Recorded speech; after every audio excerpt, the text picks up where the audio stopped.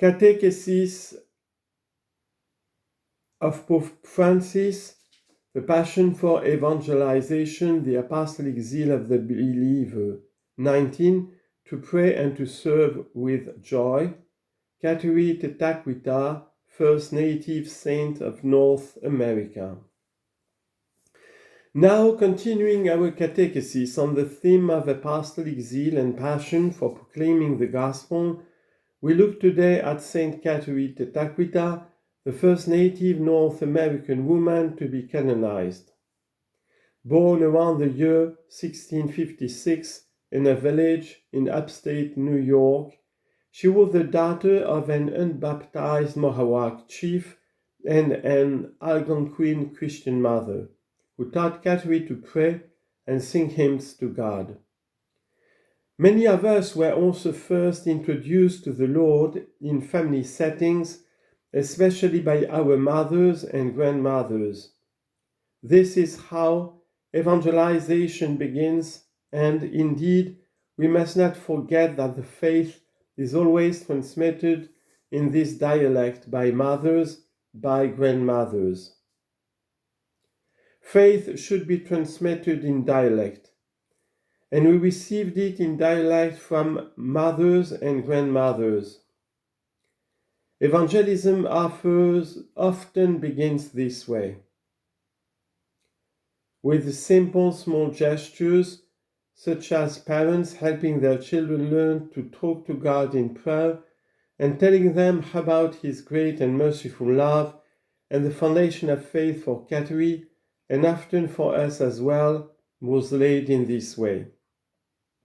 She received it from her mother in dialect, the dialect of the faith. When KATERI was 4 years old, a severe smallpox epidemic struck her people. Both of her parents and her younger brother died, and KATERI herself was left with scars on her face and vision problems. From then on, KATERI had to face many difficulties. The physical ones from the effects of smallpox, certainly, but also the misunderstandings, persecutions, and even death threats she suffered following her baptism on Easter Sunday, 1676. All this gave KATERI a great love for the cross, the definitive sign of the love of Christ, who gave himself to the end for us. Indeed, witnessing to the gospel is not only about what is pleasing.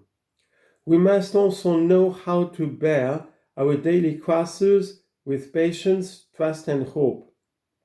Patience in the face of difficulties of crosses. Patience is a great Christian virtue. He who does not have patience is not a good Christian. Patience to tolerate others who are sometimes annoying or cause difficulties. KATERI Tetakwitha's life shows us that every challenge can be overcome if we open our hearts to Jesus, who grants us the grace we need. Patience and a heart open to Jesus, this is a recipe for living well. After being baptized, KATERI was forced to take refuge among the Mohawks in the Jesuit mission near the city of Montreal.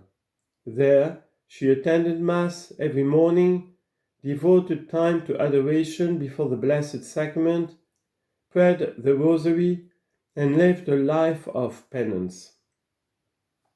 These spiritual practices of hers impressed everyone at the mission. They recognized in KATERI a holiness that was appealing because it stemmed from her deep love for God. This is proper to holiness, to attract. God calls us through attraction. He calls us with this desire to be close to us, and one feels this divine attraction. At the same time, she taught the children of the mission to pray. And through the constant fulfillment of her responsibilities, including caring for the sick and elderly, she offered an example of humble and loving service to God and neighbor. The faith is always expressed service. The faith is not about putting makeup on the soul. No, it is to serve. Although she was encouraged to marry, Kateri preferred to dedicate her life to Christ. Unable to enter the consecrated life, she made a vow of perpetual virginity. On March the 25th of the year 1679. This choice of hers reveals another aspect of apostolic zeal that she had, total surrender to the Lord. Of course, not everyone is called to make the same vow as Kateri, but every Christian is called to give themselves daily with an undivided heart to the vocation and mission entrusted to them by God, serving God and one's neighbor in a spirit of charity. Dear brothers and sisters, Kateri's life is further proof that apostolic zeal implies both union with Jesus, nourished by prayer and the sacraments, and the desire to spread the beauty of the Christian message through fidelity to one's particular vocation. Kateri's last words are very beautiful. Before she died, she said, "Jesus, I love you." May we too, like Saint KATERI Tetakwitha, draw strength from the Lord and learn to do ordinary things in extraordinary ways, growing daily in faith, charity, and zealous witness for Christ. Let us not forget each one of us is called to holiness, to everyday holiness, to the holiness of the common Christian life. Each one of us has this calling. We go forward along this path. The Lord will not fail us.